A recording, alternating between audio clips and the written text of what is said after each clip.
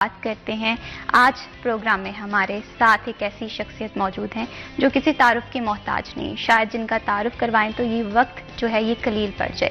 میں بات کر رہی ہوں زبیر نبوی، جو کہ ایڈوکیٹ بھی ہیں، اوورسیز پاکستانی بھی ہیں، سول جج بھی رہ چکے ہیں، پاکستان کی سیاست میں بڑا اہم رول ادا کرتے ہیں، اور اس کے ساتھ ساتھ پاکستان کے لیے، پاکستان سے ان کی محبت جو ہے ہمیشہ سے زندہ رہتی ہے، چاہے پاکستان میں رہیں چاہے کینیڈا میں رہیں، پاکستان کو بڑا پازیٹیولی ریپرزینٹ کرتے ہیں۔ تو آئیے خوش آمدید کہتے ہیں۔ السلام علیکم زبیر صاحب۔ وعلیکم السلام جی، کیسے ہیں سر آپ؟ الحمدللہ اب تو ٹھیک ہوں، کافی بہتر ہے، لیکن میں سٹی 41 کا اور اس کی انتظامیہ کا شکر گزار ہوں کہ انہوں نے مجھے موقع دیا کہ میں اپنے خیالات کا اظہار کر سکوں اور عوام تک اپنا میسج پہنچا سکوں۔ Thank you so much sir for joining اس ان دس پروگرام۔ سر سب سے پہلے میں آپ کی بک سے بڑے انسپائر ہوں۔ آپ کی جو دو کتابیں ہیں، ایک ہے سفر شناس اور یادوں کی آغوش، یہ کتابیں آپ کو لکھنے کا خیال کب آیا؟ کیسا رہا یہ سفر؟ اس طرح ہوا کہ جب ہمارے مسلمان زوما، ہمارے لیڈر کتابیں لکھتے تھے تو اس سے سب فائدہ حاصل کرتے تھے۔ ابن سینا کی کتاب اب تک طب میں پڑھائی جا رہی ہے یورپ میں، اور اس کی ابتدائی یورپ کی طب کی ابن سینا کی کتاب سے ہوتی ہے، لیکن پھر مغلیہ دور میں کتابوں کا رواج ختم ہو گیا۔ کسی بندے نے کتاب نہیں لکھی، صرف اورنگزیب عالمگیر نے فتاوی عالمگیری کمپائل کرائے، اس کے علاوہ کسی کی کوئی کتاب نہیں ہے۔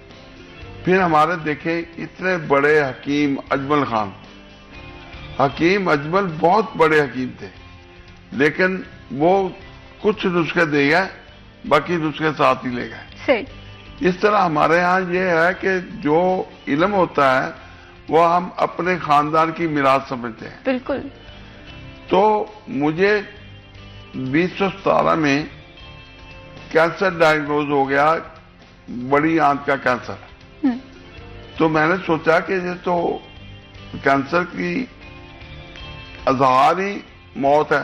بالکل۔ تو میں نے سوچا کہ اللہ میاں سے دعا کی کہ میں جو زندگی گزاری ہے اس کے کچھ تجربات تھے، اچھے یا برے، بالکل، تو وہ عوام تک پہنچانے چاہیے۔ تو میں نے اللہ سے دعا کی، اور آپریشن کے فوری بعد میں نے کتاب لکھنی شروع کر دی، سفر شناس۔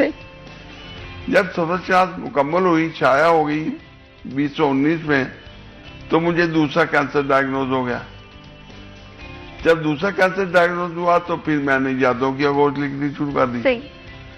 تو اس میں یہ ہوا کہ اس دوران میری طبیعت کبھی خراب نہیں ہوئی، صحت خراب تھی، صحت تو کلینکل ہے لیکن طبیعت اندر کا موسم ہے۔ بالکل، کیا خوبصورت بات کی آپ نے۔ اس کتابوں کے لکھنے کی وجہ سے مجھے پرانی یادیں آتی تھی، پرانے واقعات یاد آتے تھے، پرانے دوست یاد آتے تھے۔ تو اس سلسلہ میں یہ سمجھتا تھا کہ یہ میں ان کے ساتھ وقت گزار رہا ہوں۔ جب میں لکھتا تھا تو ان کو سامنے رکھ کے لکھتا تھا۔ تو پھر میں نے یہ 2 کتابیں لکھی۔ اب تیسری کتاب میری پروسیس میں ہے۔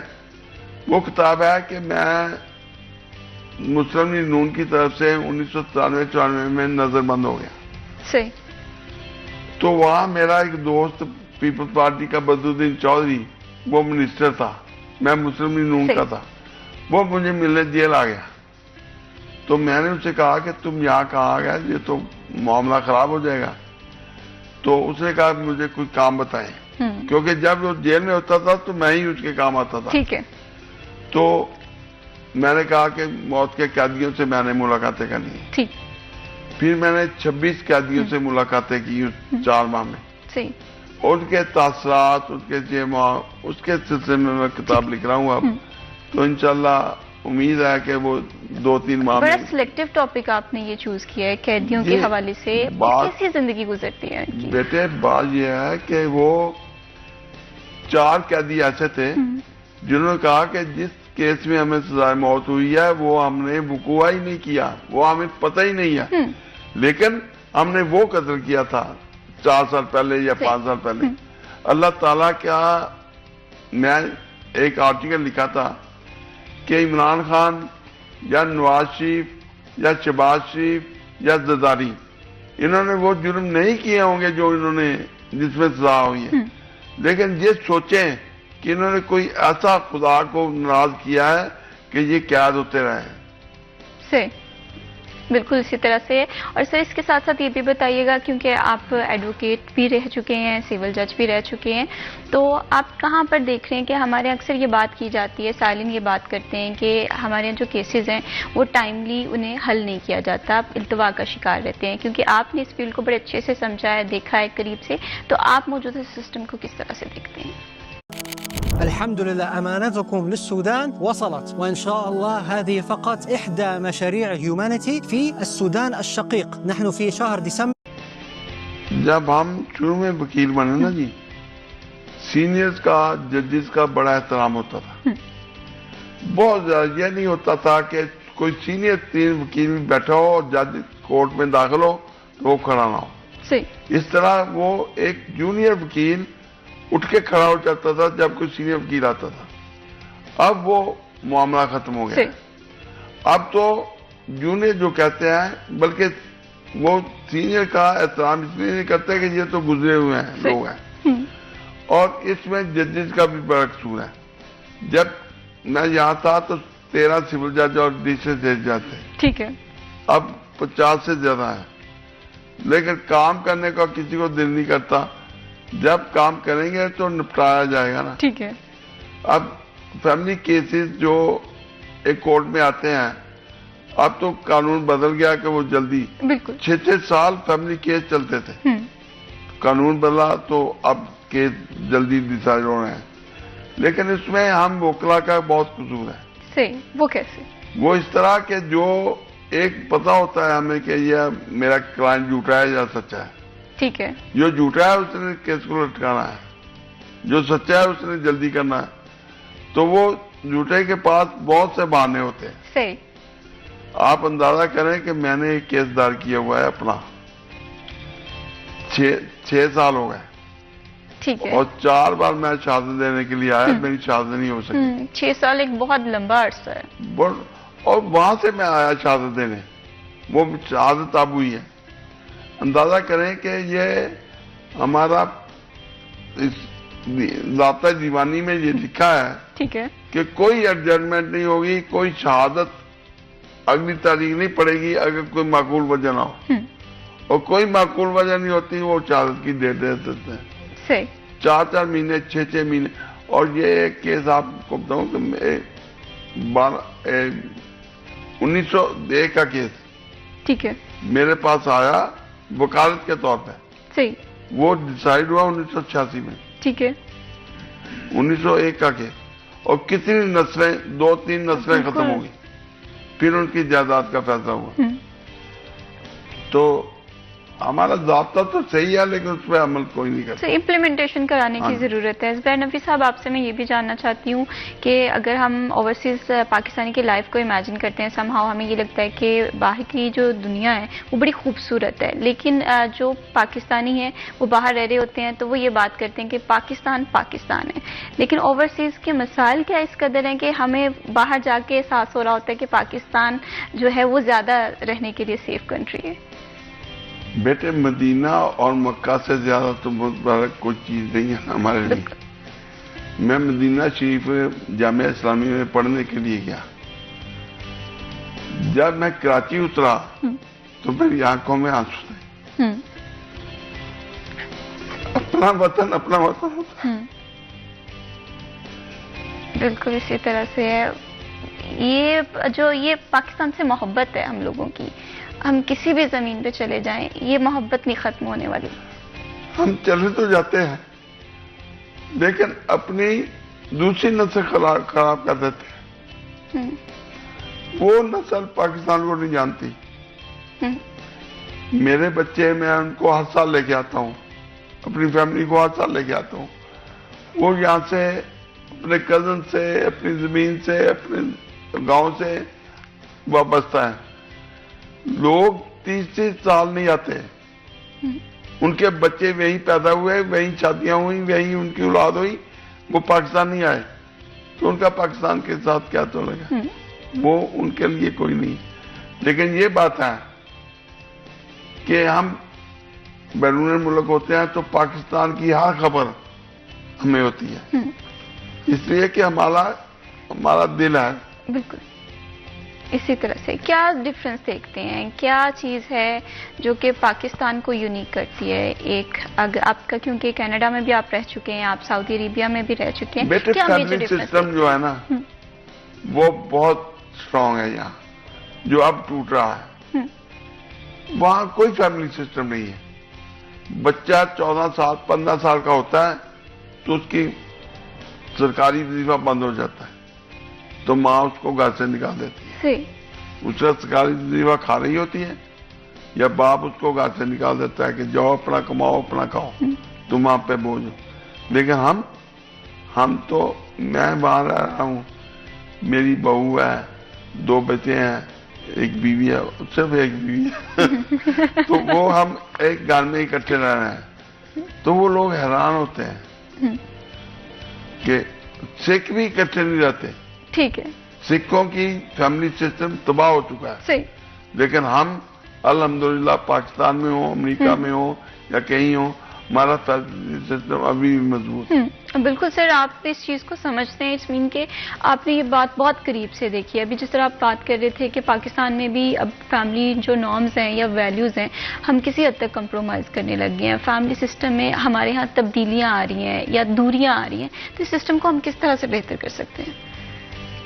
بیٹے اس کے لیے ہمارا سوشل میڈیا بہت برا کردار ادا کر رہا ہے. ہمارا نیشنل میڈیا تو بہت اچھا جا رہا ہے، لیکن سوشل میڈیا میں آپ دیکھیں پاکستان کے ڈرامے اب چلنے شروع ہو گئے ہیں جو پرائیویٹ بنتے ہیں.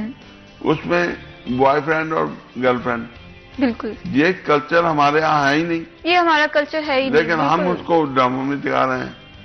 اس طرح یوٹیوب پہ اس طرح کے معاملات چلتے ہیں اور لوگ زیادہ یوٹیوب استعمال کرتے ہیں. سوشل میڈیا جو ہے ہمارے کلچر کو تباہ کر رہا ہے. اس میں آپ جو چیز چاہے کیا نہیں کہ سیاست کے طور پہ یا جس طرح فائدہ مند ہے، لیکن میں سمجھتا ہوں کہ یہ زہر ہے. مجھے لگتا ہے کہ ہم شہرت اور مٹیریلسٹک کے پیچھے بھاگ رہے ہیں، جس کی وجہ سے ہمارے میں آسانی کی بجائے دن بہ دن مشکلات بڑھتی آ رہی ہیں. وقت ہوا جی بریک کا. اسٹے ود اس.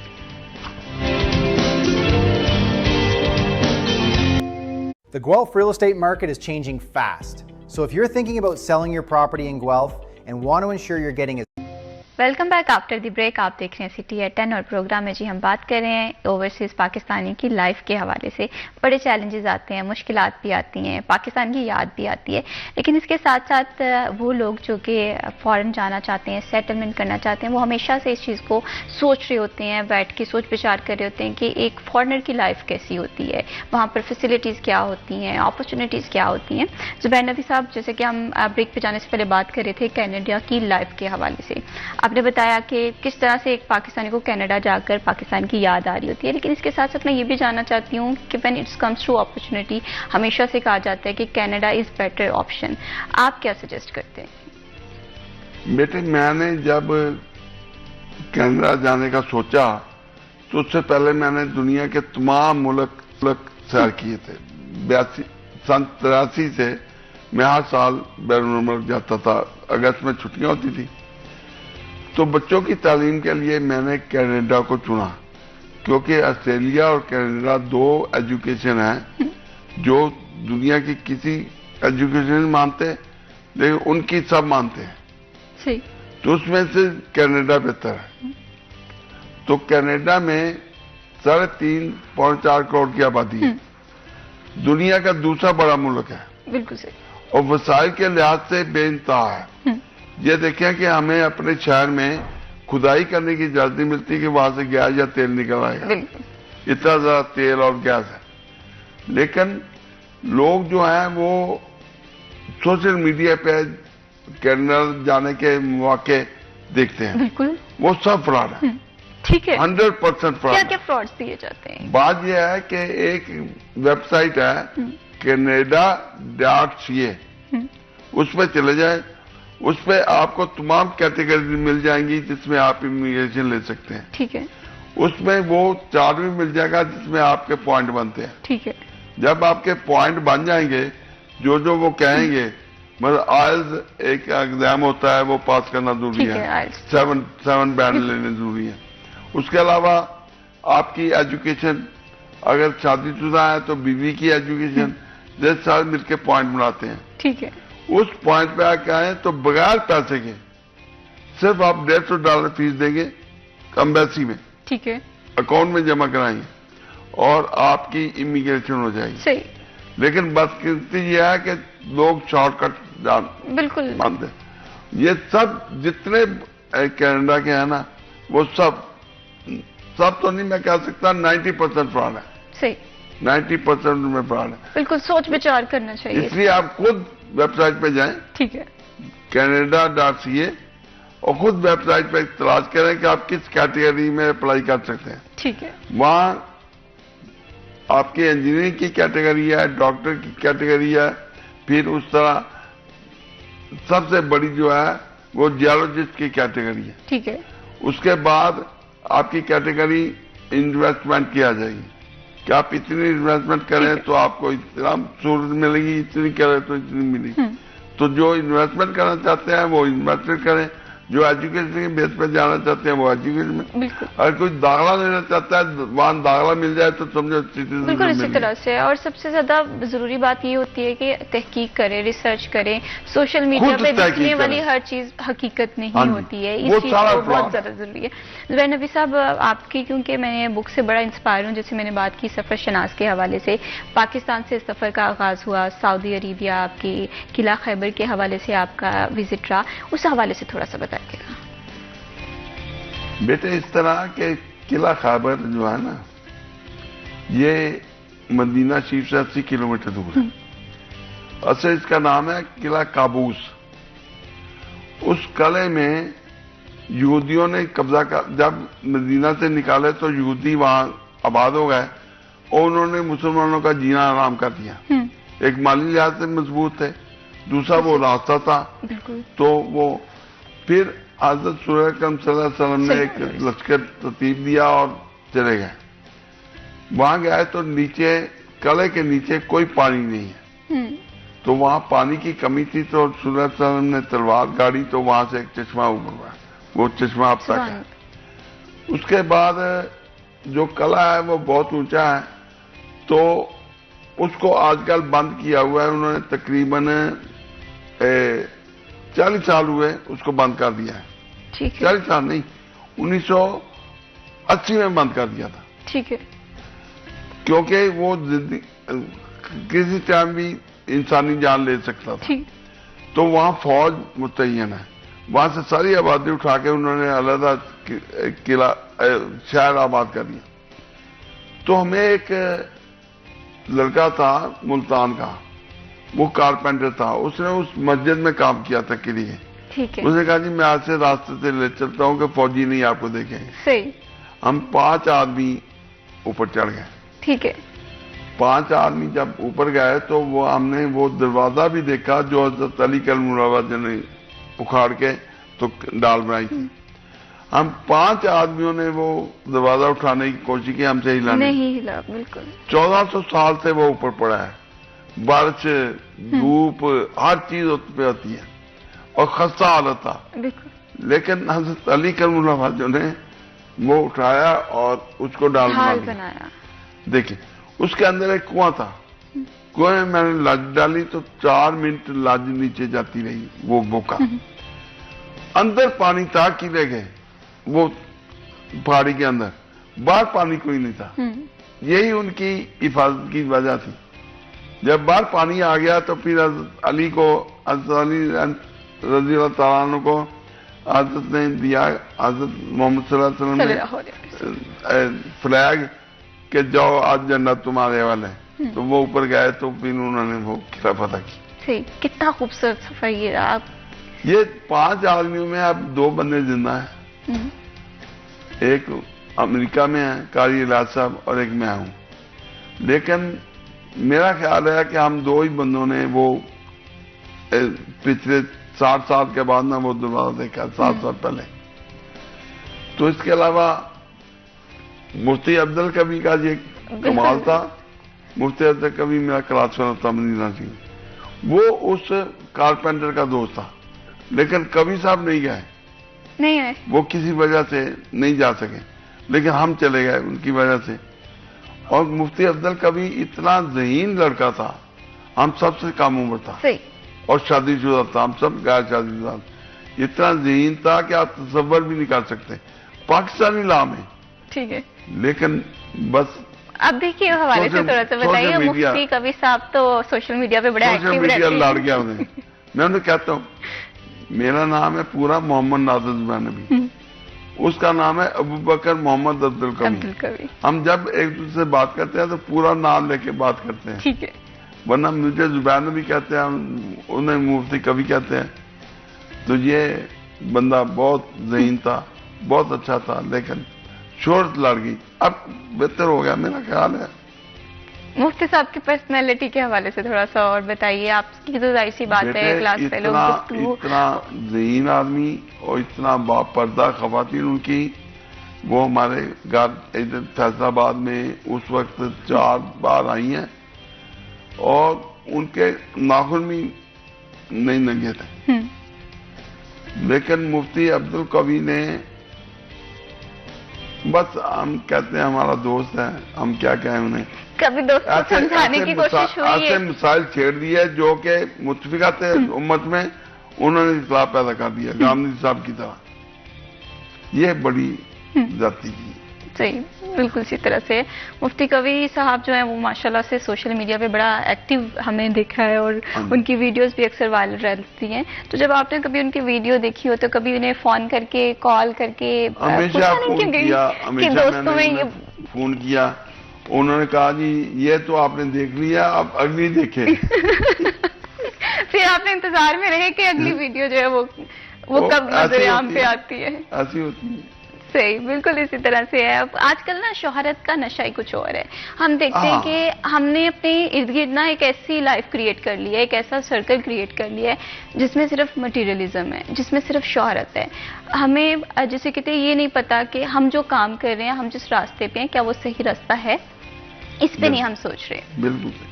बिल्कुल इसी तरह से है। जुबैर नबी साहब, आपसे मैं ये भी जानना चाहती हूँ आपका, क्योंकि पाकिस्तान की सियासत में बड़ा इंपॉर्टेंट रोल रहा है, ठीक है, मुस्लिम लीग नून को आपने रिप्रेजेंट किया, अगर मजमूई तौर पे पाकिस्तान की सियासत को इस वक्त देखा जाए तो आप कहाँ पर स्टैंड करते हुए देख रहे हैं? बेटे, जब मैं काउंसलर बना ना 1987 में, तो 15 साल मुतवातिर काउंसलर रहा तारकाबाद का। तो बलदियाती सियासत में जो शेर अली के साथ, आमद शेर अली और मलक अशरफ के साथ यहाँ रहे, मैं मुस्लिम लीग नून का सदर था। जब मैं कनाडा में गया ना, तो कनाडा में मैंने मुस्लिम लीग नून का पहले जनरल सेक्रेटरी मुंतखब हुआ, फिर मैं सीनियर नायब सदर। फिर मैंने महसूस किया कि हम गलती कर रहे हैं। कनाडा में हमें पहले मुसलमान और पाकिस्तानी होना चाहिए, ठीक है, किसी और जमात में दाखिल नहीं होना चाहिए। सही। पाकिस्तान में हम सियासत करें, नून लीग करें, पीपल्स पार्टी करें, तहरीक इंसाफ करें, कोई करें, लेकिन वहां हमें ये इख्तिलाफ नहीं होना चाहिए। और मैंने ये देखा कि यहाँ से जो सियासतदान जाते हैं तो वहां के लोग मतवम्मल है, उनके पास पैसा है, तो उनकी बड़ी आवभगत करते हैं।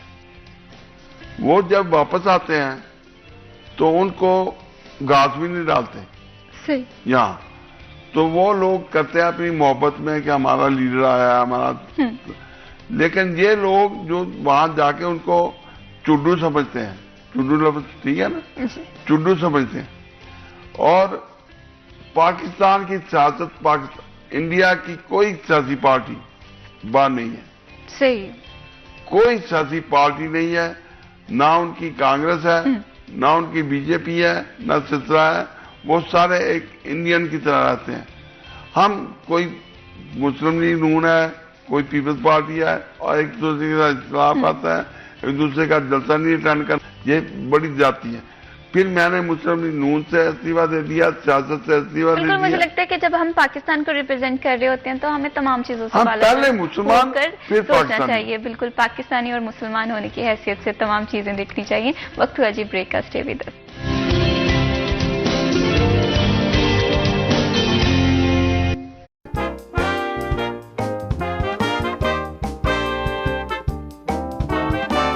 Welcome back ji after the break. आप देख रहे हैं सिटी एट 10 और प्रोग्राम में हम बात कर रहे थे कनाडा की लाइफ के हवाले से, हम बात कर रहे थे ज़िंदगी के तजर्बात के हवाले से, जो कि हमें दूसरों से बहुत कुछ सीखने को मिलता है। ज़ुबैर नबी साहब का माशाल्लाह काफ़ी एक्सपीरियंस है, एडवोकेसी में भी, सिविल जज भी रह चुके हैं, मुसन्निफ भी हैं, तो इनकी ज़िंदगी के बेशुमार ऐसे एक्सपीरियंसेस हैं जिनसे हम बहुत कुछ सीख सकते हैं। ज़ुबैर नबी साहब, ब्रेक पे जाने से पहले हम बात कर रहे थे कि आपने ये बात की कि कनाडा हो या कोई भी फॉरेन कंट्री हो, वहाँ पर हमें बीइंग अ मुस्लिम और देन बीइंग अ पाकिस्तान सोचने की ज़रूरत है। आपने सियासत का छोड़ने का फैसला भी इसी वजह से शायद किया कि आपको वहाँ पर ये चीज़ थोड़ी मुश्किल लगी या आपकी पर्सनैलिटी के अकॉर्डिंग ये चीज़ आपको नहीं लग रही थी। तो ये फैसला आपके लिए कितना मुश्किल था या ये सुकून देने वाला फैसला था? ये इसलिए आसान था बेटी कि मैंने समझा कि इसके नुकसान ज़्यादा हैं। मुसलमानों में, पाकिस्तानियों में इख्तिलाफ ज़्यादा पैदा होते हैं, उनका मरना जीना खत्म हो जाता है आपस में। तो ये सियासत होनी ही नहीं चाहिए बाहर। पाकिस्तान में जितनी चाहे करें, लेकिन बाहर हम सिर्फ पाकिस्तानी हैं, पहले मुसलमान हैं फिर पाकिस्तानी। अब जब मुसलमान कहते हैं तो वहाँ सारी दुनिया के मुसलमान हैं। वो हमारे साथ इकट्ठे ईद पढ़ते थे, सारी दुनिया के मुसलमान अपने अपने लिबास में ईद पढ़ने आते थे। और वहाँ इतने मजहबी इख्तिलाफात पैदा कर दिए गए का बरेलवी अलहदा है, बाकी अलहदा है। बरेलवी मस्जिद से अलहदा कर लिया उन्होंने, बाकी देवबंदी, अहले हदीस या हनफी या अरबी वो सारे इकट्ठे हैं। तो ये बड़ी अजीब बात है कि हम जब मुल्क से बाहर जाते हैं तो हमें इख्तिलाफात याद आ जाते हैं। बिल्कुल इसी तरह से है। ताहरुल कादरी साहब भी आपके बड़े दोस्त हैं, पाकिस्तान की सियासत में भी बड़ा उनका रोल रह चुका है, मेरे क्लास तो, हैं। बिल्कुल उस हवाले से थोड़ा सा बताइएगा, उनकी शख्सियत कैसी है? ताहरुल कादरी साहब बहुत बड़े ओरेटर हैं, बहुत अच्छे बोलने वाले हैं। बल्कि इस्लामिक लॉ भी हमारे कॉलेज के बाद जब हम फारिग तहसील हुए तो वो इस्लामिक लॉ पढ़ाते थे पंजाब यूनिवर्सिटी में। लेकिन एक बात हुई, उन्होंने एक बयान दे दिया जंग अखबार में कि औरत की गवाही बराबर होती है। ठीक है, औरत की गवाही बाद बातों में बराबर होती है, बाद मामलात में आधी होती है। बिल्कुल, दो औरतें गवाही देती। वो जंग अखबार ने बड़ा छाप दिया, तो मेरे पास आए। उन दिनों ये वकालत करते थे जंग में। तो मैंने कहा, ताज ये आपने क्या किया? आपको पता है कि दीन क्या है और ये आपसे ज्यादा कौन जानता है? कहता है अखबारात में आया कि नहीं आया। ये भी शोरे से शुरू हुआ थे, फिर इनके जमात बन गई, बड़ा पैरोकार बन गए। तो पैरोकार तो बन ही जाते हैं जब आप एक जगह लग जाएं। तो इस तरह शोहरत जो है ना जी, ये बहुत बड़ी इल्लत है, ये बहुत बड़ी बीमारी है। ठीक है ज़ुबैर नबी साहब, आप तो इस बात के खुद आई विटनेस हैं कि जैसे आपने अपनी क्लास फेलोज की एग्जांपल दी, आपने सराउंडिंग की एग्जांपल दी कि हम इस शोहरत से मुतासिर हो रहे हैं। मुझे ये लग रहा है कि हम लोगों को दीमक की तरह खा रहा है। आप देखें ना सोशल मीडिया पे ये जो आए हुए, क्या नाम है उनका, जो आजकल जेल में है और इस तरह भट्ट साहब हैं, क्या बात है उनकी? कोई चीज नहीं है जो उनका पैगाम हो। सिर्फ फैमिली अपनी दिखा दी, अपनी बहनें दिखा दी, अपनी वालिदा दिखा दी, उसको रोते हुए दिखा दिया, वालिद को मनाते हुए दिखा दिया। ये क्या चीज है? इससे इन्फ्लुएंस होता है आम आदमी, लेकिन जो अक्लमंद है वो कभी नहीं होता। इसलिए ये सोशल मीडिया जो है ना, ये तबाह कर गया। सही कहते हैं कि जिंदगी जो है वो मुख्तलिफ तजुर्बात का एक मजमुआ होती है। हम सीखते हैं, हम अपने दुख से भी सीखते हैं, हम अपने गम से भी सीखते हैं। ज़ुबैर नबी साहब, जाहिर सी बात है आजकल सोशल मीडिया का दौर है, तो हम सोशल मीडिया से बहुत सारी चीज़ें अडॉप्ट कर लेते हैं। जिंदगी का असल अक्स क्या है आपकी नज़र में? सोशल मीडिया में बहुत सी अच्छी चीज़ें भी हैं, वो हम बहुत चीज़ें सीखते हैं जो हमें पहले पता नहीं था। लेकिन आपका ट्रेंड क्या है? अगर आप अच्छी चीजें सीखना चाहते हैं तो अच्छी चीजें सीखेंगे, अगर आप अय्याशी की तरफ जाते हैं तो अय्याशी की तरफ जाएंगे। तो ये बात जो है ये रखते हैं, लेकिन चूंकि बच्चे दिमाग उनका अभी नाबालिग होता है तो वो बुरी चीजों की तरफ ज्यादा अडॉप्ट। देखें کہ جو سوشل میڈیا بنانے والے ہیں انہوں نے اپنے بچوں کو 13 سال تک سوشل میڈیا کے پاس نہیں جانے دیا. بالکل. ان پہ پابندی لگی. لیکن ہم جو ہیں وہ ایک چھوٹا بچہ جو ہے وہ رو رہا ہوتا ہے تو ہم اس کو فون پر پکڑا دیتے ہیں اور وہ بھی اس میں سے نکال لیتا ہے اپنی مرضی کی چیز. بالکل کارٹون نکال لیتا ہے. بالکل اسی طرح سے فیملیز، کیونکہ آپ سول لاز میں بڑا آپ انوالو رہے ہیں، فیملی سسٹم کو بڑے اچھے سے سمجھتے ہیں. آج کے دور میں پیرنٹس کا رول آپ کس طرح سے دیکھ رہے ہیں؟ جس طرح بھی آپ نے ایک ایگزامپل دی کہ ہم اپنے بچوں کو گیجٹس پکڑا دیتے ہیں، وہ زیادہ فرینڈلی گیجٹس کے ساتھ محسوس کر رہے ہوتے ہیں بجائے اس کے کہ وہ فیملی کے ساتھ ٹائم اسپینڈ کریں. میرے آج کل میں نے دیکھا ہے کہ والدہ علیحدہ موبائل پہ لگی ہے، بچے علیحدہ موبائل پہ لگے ہیں. ان کا جو سوشل ریلیشن ہے نا وہ ختم ہو چکا ہے. ہم ایک ہی کمرے میں بیٹھے اپنے اپنے موبائل پہ لگے ہوتے ہیں. اور میں آپ کو بتاؤں کہ پاکستان میں طلاق کی شرح بہت بڑھ رہی ہے. اس کی بنیادی وجہ موبائل ہے. پہلے جب جھگڑا ہوتا تھا میاں بیوی کا تو وہ پیغام پہنچنے تک اس کے والدین تک دن لگ جاتے تھے. بالکل. تو اس سے غصہ ٹھنڈا ہو جاتا تھا. لیکن اب ادھر واقعہ ہوا، ادھر موبائل پہ والدہ کو بتا دیا. ٹھیک ہے. اس نے کہا کہ میں تمہارے بھائی کو بھیجتی ہوں، بس کام ختم. اتنی طلاقیں ہو رہی ہیں کہ آپ تصور نہیں کر سکتے. ٹھیک ہے. بالکل. یہ اس کی وجہ میں نے سمجھا کہ موبائل ہے صرف. ٹھیک ہے. صرف اگر ہم موبائل کو کنٹرول کر لیں یا اپنے ایگریشن کو کنٹرول کر لیں تو یہ چیزیں بڑی کنٹرول میں آ سکتی ہیں. صرف آدھا گھنٹہ وقفہ دیں اور پانی پی لیں تو آپ کا غصہ ٹھنڈا ہو جائے گا. صحیح. بالکل اسی طرح سے فیملی سسٹم میں بگاڑ کی بڑی ریزنز ہیں. سوشل میڈیا ہو سکتا ہے، ہماری انٹالرنس ہو سکتی ہے، ایسے بے شمار مسائل ہیں. زبیر نبی صاحب، آپ سے میں یہ بھی جاننا چاہتی ہوں، ابھی جس طرح ہم طلاق کے ایشو کے حوالے سے بات کر رہے تھے، آپ کے حوالے سے یہ بات سننے میں آتی ہے کہ آپ کو خواتین کا وکیل کہا جاتا ہے. اس کے پیچھے کیا کہانی ہے؟ بیٹے اس طرح ہے کہ میں فیملی جج بھی رہا ہوں، پھر فیملی لا بھی پڑھاتا رہا ہوں. اسلامک لا کا حصہ ہے فیملی لا. اس لیے جو ڈگنیٹریز ہوتی تھی نا، کسی جج کا، کسی مجسٹریٹ کا، کسی ڈی سی کا، یا اس طرح کسی امیر آدمی کا، یا کسی جیل سپرنٹ کا، کوئی اس طرح کا فیملی میٹر ہوتا تھا تو وہ میرے پاس آتے تھے. ٹھیک ہے.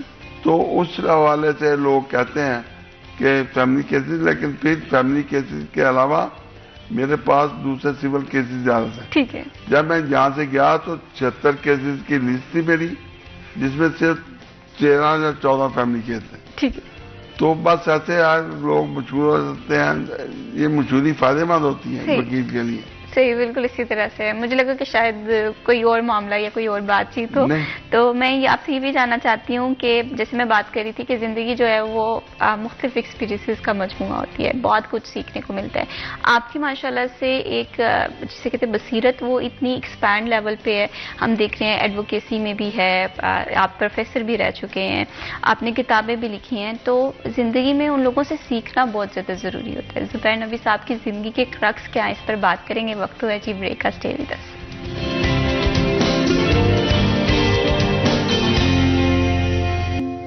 Welcome back after the break. آپ دیکھ رہے ہیں سٹی ایٹ 10 اور پروگرام میں جی ہم بات کر رہے ہیں زندگی کے ایکسپیرینسز کے حوالے سے، تجربات کے حوالے سے، پاکستانیوں کی زندگی کس طرح سے فارن کنٹریز میں آسان ہو سکتی ہے یا مشکل ہے.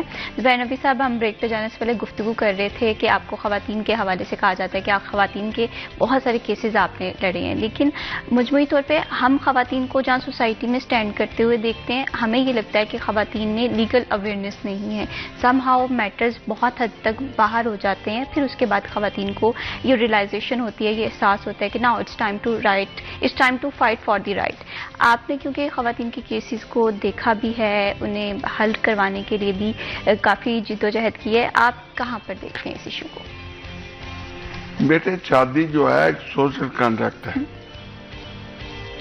ایسے افراد جن کا ایک چار پہ بھی بیٹھنا منع ہے، وہ آپس میں شادی ہو جاتی ہے، ہر چیز کے رازدار ہوتے ہیں. اس طرح سوشل کانٹریکٹ کو ختم کرنا کسی ایک فریق کا حق ہے. ٹھیک ہے. کہ وہ بیوی ہو چاہے خامند ہو. لیکن میں نے محسوس کیا ہے کہ اگر درمیان میں آپ میڈیشن کر لیں, کوئی ایسا آدمی درمیان میں پڑے جو دونوں کی بات سنے بالکل اور سچے کو سچا کہے, جھوٹے کو جھوٹا کہے, تو پھر میڈیشن ہو جاتی ہے ٹھیک ہے. اور آبادی ہو جاتی ہے بڑی آسانی سے. لیکن اگر وہ میڈیشن کرنے والا خود منافق ہو تو پھر میڈیشن تو کیا ہونی ہے, وہ تو خاندان ٹوٹ جاتے ہیں. اس طرح جب کوئی بچہ پیدا ہوتا ہے نا جی, ایک بچہ پیدا ہوا, اس کی زندگی عذاب بن جاتی ہے طلاق کے بعد. صحیح, بالکل اسی اس کو کوئی بندہ بھی, اس کی سوشل لائف, اس کی مینٹل لائف, اس کی مینٹل صحت وہ متاثر ہوتی ہے. آپ جتنا مرضی سوچتے ہیں کہ ایک ماں کے پاس بیٹا ہے تو اس کو باپ تو یاد آئے گا, لوگ بھی باتیں کریں گے. اگر باپ کے پاس ہے تو اس کو ماں تو یاد آئے گی. تو اس لیے ان کی سوشل لائف جو ہے تباہ ہو جاتی ہے. ہمارے معاشرے میں یہ بڑا بگاڑ ہے. ہمارے معاشرے میں آپ کہہ رہے ہیں کہ کسی کا سعودی عرب میں بیویاں ہیں, ان کے پاس وہ سونکر پن نہیں ہے, بچے ہیں ان کے پاس نہیں ہے. لیکن ہمارے ہاں چیکا, سونکر پن اور ستیلا پن اتنی شدت سے موجود ہے ہمارے 3 ملکوں میں, بنگلہ دیش, انڈیا اور پاکستان, کہ اس سے زندگی تباہ ہو جاتی ہے. بالکل اسی طرح سے بہت سارے ایلیمنٹ ہیں جو انسان کی زندگی کو متاثر کر رہے ہوتے ہیں. زبیر نبی صاحب, میں آپ سے یہ جاننا چاہتی ہوں کہ آپ کا ایکسپیرینس زندگی کی ہر فیلڈ کو لے کر ہے, تو کوئی ایسا ایکسپیرینس یا کوئی ایسا معاملہ جس نے آپ کا نظریہ بھی زندگی کو لے کر چینج کیا ہو, یا آپ کے اکارڈنگ زندگی کا کرکس کیا ہے؟ بیٹی, میرا کرکس یہ ہے کہ بنیادی طور پہ ہے کہ جہاں کا آپ نے پانی لکھا ہے نا آپ کی قسمت میں, وہ آپ نے پینا ہے. ٹھیک ہے. میں نے زندگی بھر نہیں سوچا تھا کہ میں بیرون ملک جاؤں گا. صحیح. لیکن میری والدہ 2000 میں فوت ہوئی. 2002 میں حالات ویسے بن گئے کہ مجھے جانا پڑا, اور پھر 23 سال سے میں بیرون ملک ہوں, کیونکہ وہاں کا پانی میری قسمت میں لکھا تھا. بالکل صحیح. اس طرح کئی بار ایسا ہوا کہ میں ویزے کے لیے گیا کسی دوست کے ساتھ, جو امیر آدمی میرے ساتھ جاتے تھے کہ چلو زبیر نبی کو ساتھ لے جائیں, تو ان کا ویزا نہیں لگتا تھا, میرا لگ جاتا تھا. قسمت کی بات. قسمت, پانی کی بات. پانی وہاں کا لکھا ہے, جہاں کا پانی پینا ہے وہ لازمی طور پہ پینا ہے, کوئی دنیا کی طاقت نہیں روک سکتی مجھے. اسی طریقے سے ایک میرا ایمان ہے, اب تو ایمان دل میں ہے, لیکن اس سے پہلے یہاں تک تھا, سمجھ نہیں آتی تھی کہ موت کا ایک دن مقرر ہے. جب ہم قبرستان جاتے ہیں نا تو ہم کہتے ہیں کہ ابھی تو فلاں بابا پڑا ہے, فلاں پڑا ہے, ابھی تو میری باری نہیں. لیکن پتہ نہیں ہوتا کہ قبرستان سے نکلنا بھی نصیب ہوگا کہ نہیں ہوگا. یہ موت کا ہے. لیکن وہ اتنا 2 کینسر بھگتانے اور ڈائلسس پہ ہونا, اب میں ڈائلسس پہ ہوں 4 سال سے, تو اس کے باوجود مجھے یقین ہے کہ جو قبر میں رہتا ہے وہ باہر نہیں ہے, اور اس سلسلے میں میں زیادہ سے زیادہ کام کرنا چاہتا ہوں. اب پتہ نہیں اس میں کامیابی ہوتی ہے یا نہیں ہوتی, آپ کو کامیاب, لیکن میں اپنی جو خواہش کتابیں لکھنے کی مجھے پوری ہو گئی, تو اس سے زیادہ بڑی بات کیا تھی. بالکل اسی طرح سے ہے. اور انسان کو ہمیشہ زندگی میں نا اپنے جو ویژن ہے اس سے کلیئر رکھنا چاہیے, کبھی ہمت نہیں ہارنی چاہیے. En 1906, Bill Miner a dévalisé le chemin de fer du Canadien Pacifique. En 1961, زبیر نبی صاحب, آپ کی زندگی میں بھی کبھی کوئی ایسا وقت آیا تھا جب آپ نے سوچا تھا کہ یہ جرنی بڑی مشکل ہے, مجھے گیو اپ کر دینا چاہیے؟ یا بیٹے, میں والدین کا اکلوتا بیٹا ہوں. میرے والد صاحب کڈنی کی پرابلم میں ہو گئے میاں ٹرسٹ اسپتال میں. جو ڈاکٹر طفیل صاحب تھے, انہوں نے کہا جی ایک کڈنی نکالنا پڑے گا, ایک کڈنی جو ہے وہ 25% کام کر رہا ہے, تو اس کا ڈائلسس کرنا پڑے گا. بالکل. ان دنوں ڈائلسس بڑا مشکل تھا, سن 82 کی بات ہے, تو ایک عذاب تھا ڈائلسس. تو مجھے وہاں ایک ڈاکٹر صاحب ملے, انہوں نے کہا کہ بھئی ہومیوپیتھی ایک ڈاکٹر ہیں, ڈاکٹر طاہر قیوم, اس کے بعد چلتے ہیں، اس کو یہ علاج کرے گا. اب میرے لیے بڑا مشکل تھا وہ لمحہ. اس سے پہلے میں نے ہمیشہ والدین کی اکلوتی محبت انجوائے کی، چچا کی بھتیجا اکلوتا وہ انجوائے کیا، لیکن اس دن میرے لیے فیصلہ کرنا مشکل تھا کہ والد کی زندگی اور موت کا مسئلہ ہے. تو اگر میرا بھائی ہوتا تو میں اس کو ساتھ مشورہ کرتا، لیکن میں مشورہ نہیں کر سکتا تھا. میں والد صاحب کو کہا لایا، یقین کریں کہ صرف 7 روپے کی دوائی 3 دن کی، والد صاحب نارمل ہو گئے. اور اس کے 10 سال بعد فوت ہوئے ہارٹ اٹیک سے، کڈنی کا تکلیف ہوئی. پھر میں نے ڈاکٹر، اب میرا ڈائلسس شروع ہوا تو ڈاکٹر صاحب فوت ہو چکے تھے، لیکن ان کا بیٹا تھا. لیکن اگر مجھے اچانک ڈائلسس نہ ہوتا تو میں نے پاکستان آ جانا تھا، ان سے علاج کرانا تھا. کیونکہ ڈائلسس شروع ہو جائے پھر علاج نہیں ہوتا اس کا، تو اس سے پہلے علاج ہے اس کا. اب ان کا بیٹا ہے ماشاءاللہ کافی اچھا ہے، اس کی دوائی بھی ساتھ لے رہا ہوں میں. بالکل اسی طرح سے انسان ظاہر سی بات ہے مشکل وقت میں جو سیکھتا ہے وہ چیزیں انسان کو ایک مضبوط شخصیت بناتی ہیں. زبیر نبی صاحب، آپ سے میں یہ بھی جاننا چاہتی ہوں کہ کیونکہ آپ کا ٹیچنگ سے بھی بڑا تعلق رہا ہے، آپ اس فیلڈ کو بہت زیادہ آپ نے بتایا کہ آپ انجوائے کرتے ہیں، تو اگر موجودہ سچویشنز کو دیکھیں، ہماری یونیورسٹیز کو دیکھیں، کالجز کو دیکھیں، کیا ہمارا جو کالج سسٹم ہے، یونیورسٹی سسٹم ہے، وہ ڈلیور کر پا رہا ہے جو کہ ہماری سوسائٹی کی ایک اہم ضرورت ہے؟ بیٹے پرائیویٹ یونیورسٹیاں جو ہیں نا